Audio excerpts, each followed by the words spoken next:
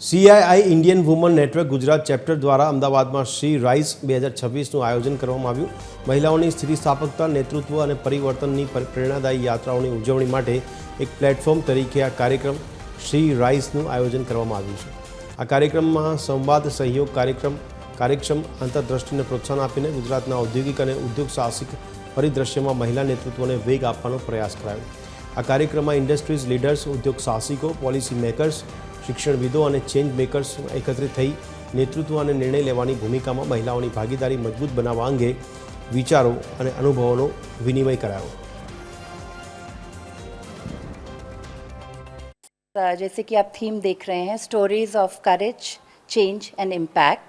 इसका मतलब ये है कि हम महिलाएं जो कि प्रोफेशनल्स हैं, एंटरप्रेन्योर्स हैं, स्टूडेंट्स हैं, चेंज मेकर्स हैं, पॉलिसी मेकर्स हैं, उन सबको एक जगह पर इकट्ठा करना चाहते थे.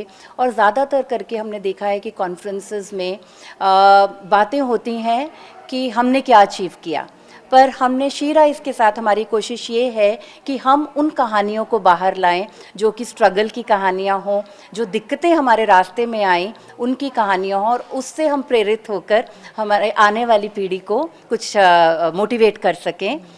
સીઆઈઆઈનું એક વિંગ છે ઇન્ડિયન વુમેન નેટવર્ક, અને અમે લોકો વર્કિંગ વુમેન ઓફ ઇન્ડિયા જોડે કામ કરીએ છીએ.